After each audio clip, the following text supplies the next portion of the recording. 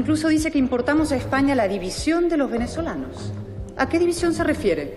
¿A la que Zapatero lleva años promoviendo en beneficio de la dictadura? Esa división ya no existe. Venezuela es hoy un pueblo unido contra un cártel criminal. Y Zapatero, un operador de Maduro ya desenmascarado. La diputada del Parlamento español, Cayetana Álvarez de Toledo, dejó al descubierto las oscuras razones que tiene el gobierno español, encabezado por Pedro Sánchez, para no reconocer al legítimo presidente de Venezuela, Edmundo González, electo por una mayoría abrumadora en las elecciones del pasado 28 de julio por los venezolanos.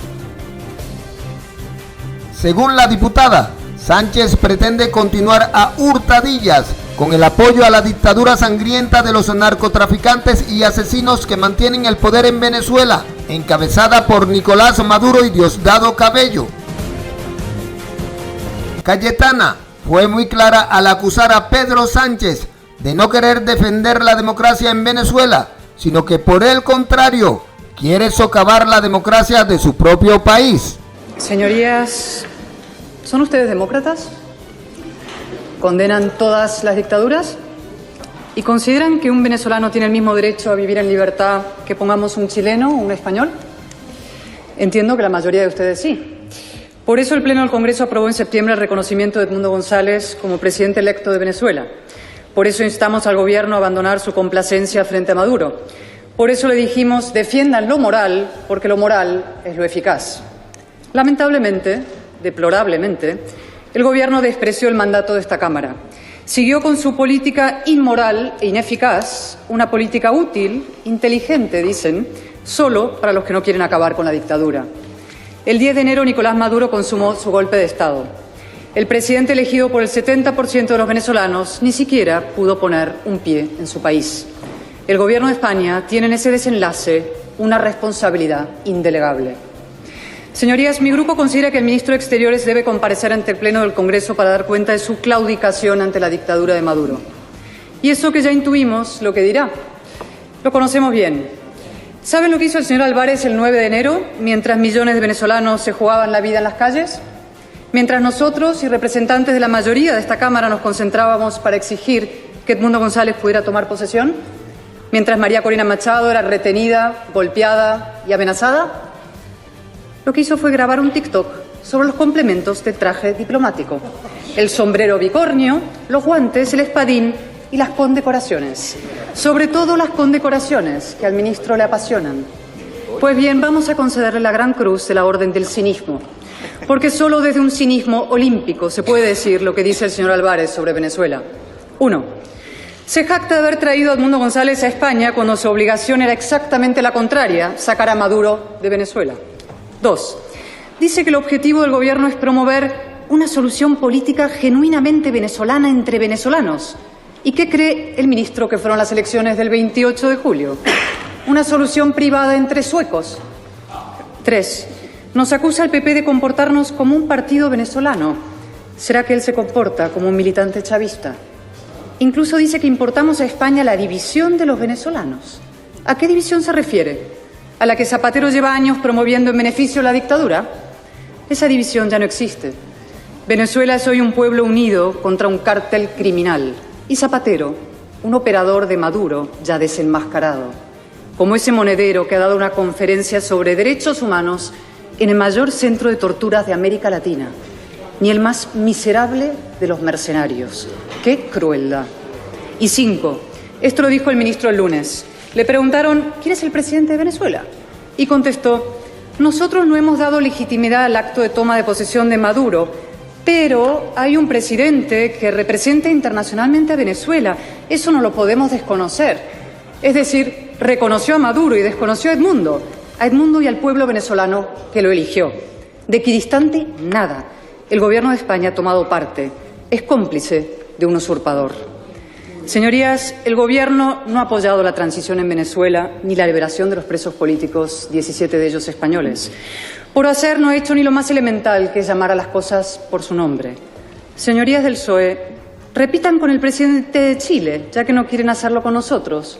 Maduro es un dictador. Ahora están celebrando su fracaso contra Franco. Nosotros sí decimos, Franco fue un dictador. De hecho, esta Cámara votó por unanimidad la condena del franquismo hace ya 23 años. Ustedes, en cambio, solo ven dictaduras en ojo ajeno. O peor, blanquean a los sátrapas que consideran suyos, afines. ¿O cuál es su plan, señorías? ¿Esperar de brazos cruzados para dentro de 50 años conmemorar que Maduro murió tranquilamente en su cama? Y apuntarse el mérito, claro, con su correspondiente condecoración. Señorías, las dictaduras se perpetúan gracias a dos mentiras. La mentira del apaciguamiento y la mentira de que no hay alternativa. Dice el ministro, la solución es el diálogo.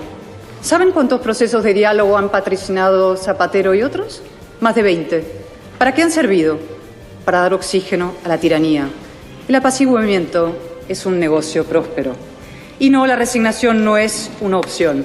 Los venezolanos no están condenados a sobrevivir bajo una tiranía narcocriminal. Depende también de nosotros.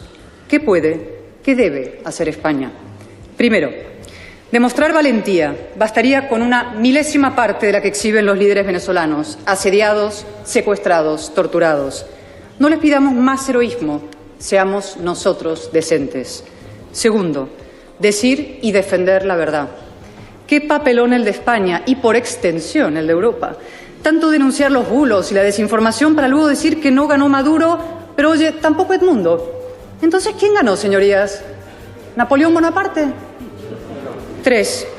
Promover la acción de la justicia. Esta Cámara, también a instancias de mi grupo, exigió al Gobierno que impulse la causa contra Maduro ante la Corte Penal Internacional. ¿A qué espera el Gobierno para acatar el mandato del Congreso?